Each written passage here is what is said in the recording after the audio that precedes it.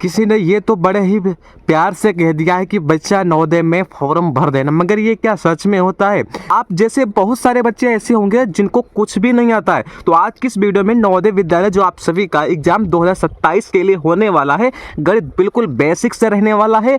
सबसे पहला चैप्टर होता है नंबर सिस्टम, यानी कि संख्या प्रणाली नंबर 1 रहने वाला है। और यहाँ से मैक्सिमम 10 प्लस मार्क्स, यानी कि यहाँ से प्रश्न बनता ही तो बनता है। तो ये आपको ध्यान में रखना है। अगर आप इस चैनल पर नए हैं तो चैनल को सब्सक्राइब कर देना। हेलो दोस्तों, मेरा नाम उपेंद्र रावत है।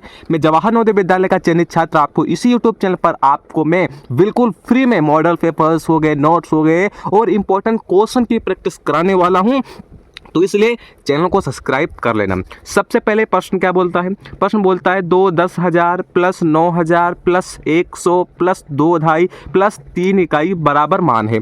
तो भाई इसका मान क्या है? सबसे पहले आपको ये पता होना जरूरी है, जो यहाँ पर 2 10 दिया गया है, ठीक है, क्या दिया गया है? 2 10,000। तो इसे हम कैसे लिखेंगे? तो आपको पता होना चाहिए इकाई, दहाई, सैकड़ा, हजार, 10,000। तो 2 10,000 बोला तो इकाई, दहाई, सैकड़ा, हजार, 10,000 हो गया, ठीक है। अब बोला 9,000, तो 9,000 बोला तो 9,000 लिख लो। इकाई, दहाई, सैकड़ा, हजार, तो कितना हो गया? 9,000। 100 बोला, जैसे 100 बोलता है तो कितना लिखोगे? इकाई, दहाई, सैकड़ा, यानी कि 100 हो गया। 2 2.5 तक बोला है तो कितना? 2 2.5, ठीक है। तो 2.5 2 बराबर कितना हो गया? ये देखो, इकाई, दहाई, 3 इकाई बोला है तो बराबर 3 इकाई, तो 3 इकाई। अब इनको जोड़ दो, 3 2 1 9 2। तो ये आपका क्या होगा? करेक्ट आंसर होगा। तो सिंपली आपको मैंने समझाने के लिए क्या है, जब भी आपके पास ऐसे प्रश्न आएंगे डायरेक्ट आपको लिखना है। 2 दिया गया तो 2 लिखना है, 9 दिया गया तो 9 लिखना है, 1 दिया गया तो 1 लिखना है, 2 दिया गया 2 लिखना है, 3 दिया गया 3। तो ये आपका करेक्ट आंसर हो जाएगा। तो यही आपका क्या होगा? यही आपका आंसर हो जाएगा। तो बोलोगे A option is the right option होगा। 4 3 2 5 6 7 में 3 का स्थानीय मान है, यानी कि प्लेस वैल्यू आपको इसमें बताना है।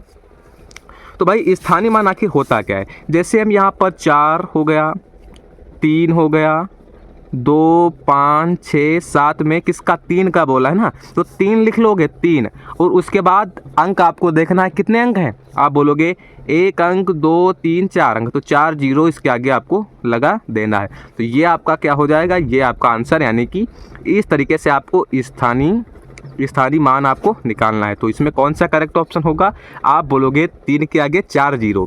तो इसमें आपका A option is the right option आपका हो जाएगा, ठीक है। तो आपका इसमें ए वाला करेक्ट ऑप्शन होगा। नेक्स्ट आप ये बोलता है तीसरा प्रश्न क्या बोलता है? बोलता है कि यहाँ पर ये वाला 4 5 3 6 7 में 4 6 का स्थानीय मानों का योगफल ज्ञात करो। मगर यहाँ पर योगफल की जगह यहाँ पर होना चाहिए था अंतर, क्योंकि फिर आंसर नहीं मैच करेगा ना। थोड़ा टाइपिंग में मिस्टेक हुआ है, ठीक है। यहाँ पर अंतर ज्ञात कीजिए। तो अंतर सबसे पहले स्थानीय मान आपने निकालना सीख लिया कि किस तरीके से स्थानीय मान निकाला जाता है। आप पहले समझो, जो हमारा अंतर होता है इसका मतलब क्या होता है? इसका मतलब होता है घटाना। और जो हमारा योगफल का मतलब होता है, ये आपको चीज़ें नोट कर लेनी है, इसका मतलब होता है प्लस। तो ये आपको ध्यान में रखना है।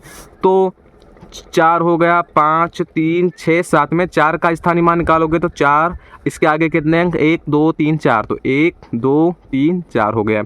अब पूछा है 6 का, तो 6 के आगे 6 होगा, 1 अंक है तो 0। तो आपको ये माइनस कर देना है। जब माइनस करोगे तो 0 आएगा। 10 में से जब 6 जाएगा तो 4 बचेगा, यहाँ पर बचेगा 9, यहाँ पर बचेगा 9, इसको 1 हासिल दिया था तो 3, ठीक है। आपको घटाना तो आता ही होगा। तो ये आपका क्या हो जाएगा?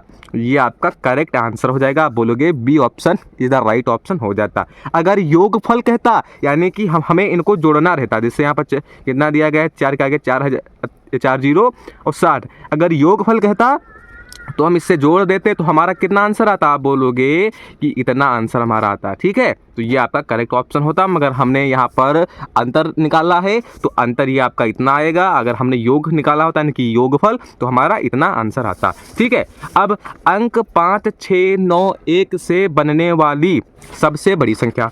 तो सबसे बड़ी संख्या तो आपको पहले ये पता होना चाहिए, इसका कॉन्सेप्ट समझो कि सबसे बड़ा अंक कौन है। सबसे बड़ा अंक है 9, ठीक है। उससे छोटा बोलोगे 6, उससे छोटा आप बोलोगे 5, उससे बड़ा 5 हो जाएगा। उससे छोटा कौन है? 1। तो ये आपकी बड़ी बनी।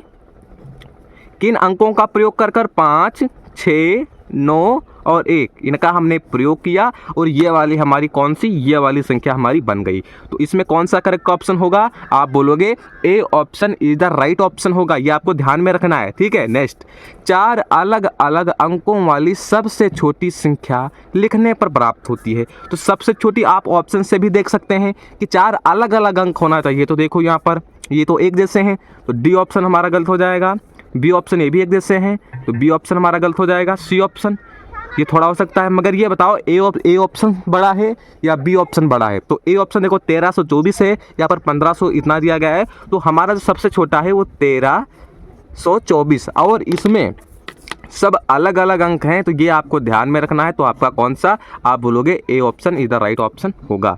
अब 2 अंकों की सबसे बड़ी संख्या, भाई जब भी आपसे कह देता है कि भाई बता दो कि 2 अंकों की सबसे बड़ी संख्या क्या है, तो सबसे बड़ी बनाना है तो 2 अंकों की कहता है तो 2 बार आपको 9 का प्रयोग कर देना है। तो ये आपका करेक्ट आंसर है, यानी कि C option is the right option हो जाएगा।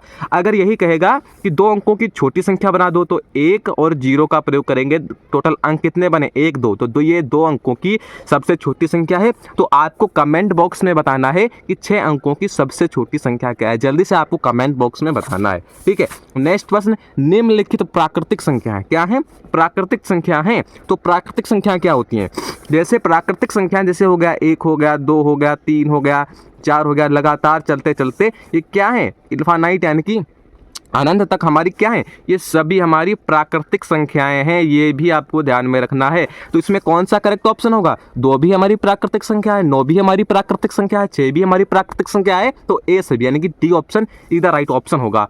निम्नलिखित पूर्ण संख्या है, तो पूर्ण संख्या जैसे हम यहाँ पर प्राकृतिक संख्याओं में 0 को ऐड कर देंगे, जैसे 0 1 2 3 4 4 चलते चलते इनफाइनाइट यानी कि अनंत तक जाएंगी। तो आपका इसमें यानी कि जो प्राकृतिक संख्याएं होती हैं उनके आगे हम अगर 0 को ऐड कर देंगे तो ये क्या बन जाएंगी, पूर्ण संख्याएं बन जाएंगी। तो हमारा इसमें कौन सा करेक्ट ऑप्शन होगा, आप बोलोगे आपका B option is the right option होगा। निम्नलिखित सम संख्या, तो भाई सम संख्या क्या होती है ये समझो।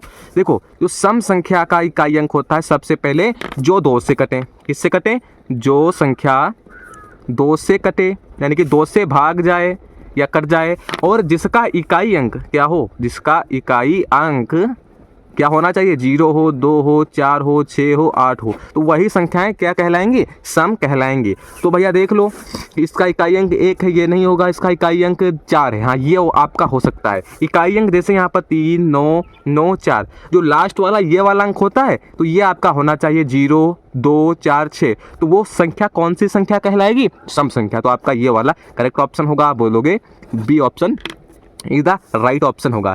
इनमें से कौन सी अभाज्य संख्या है, तो भाई अभाज्य संख्या समझ लो कि अभाज्य संख्या आखिर होता क्या है। अभाज्य संख्या मतलब जो 2 से ना कटे यानी कि किसी से ना कटे, यानी कि सॉरी यहाँ पर किसी से भी ना कटे, केवल 1 से कटे और स्वयं जो अंक हो उससे कटे। तो ये आपको ध्यान रखना है।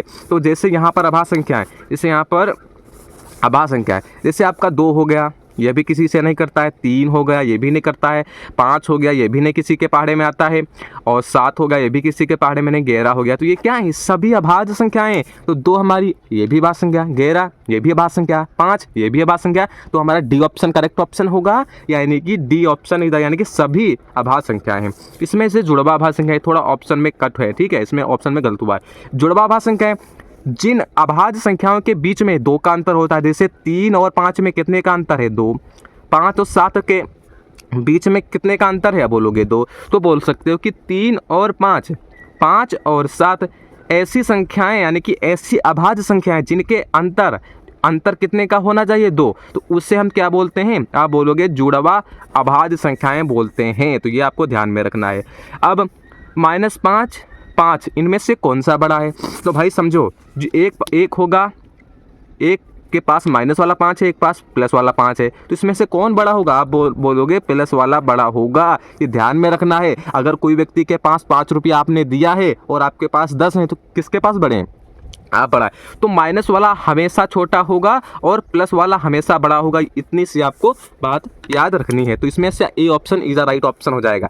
अब आपको कमेंट बॉक्स में बताना है कि 6 अंकों की सबसे बड़ी संख्या व 6 अंकों की सबसे छोटी संख्या का अंतर क्या होगा, ठीक है। तो इस क्लास को यहीं पर थैंक यू करते हैं, आप सभी का धन्यवाद करते हैं। अगर आपने इस क्लास को पूरा देखा है, क्योंकि यहाँ से ही आपको मैं हर एक चीज़ सिखाता चलूँगा, किस टाइप से प्रश्न बनते हैं और किस कौन कौन से चैप्टर हैं। मैंने यहाँ पर आपको बता दिया कि प्राकृतिक संख्याएं क्या होती हैं, पूर्ण संख्याएं क्या होती हैं, सम संख्याएं क्या होती हैं, भाज्य संख्याएं क्या होती हैं, जुड़वा भाज्य संख्याएं क्या होती हैं, आपको संख्याएं कैसे बनाना है, हर एक चीज़ आपको मैं कॉन्सेप्ट सिखाऊंगा। अगर आप इस चैनल पर नए तो चैनल को सब्सक्राइब करके जाना, और आपका कितना स्कोर बनना था आपको कमेंट बॉक्स में लिखना है। तो मिलते हैं इसी नेक्स्ट वीडियो में।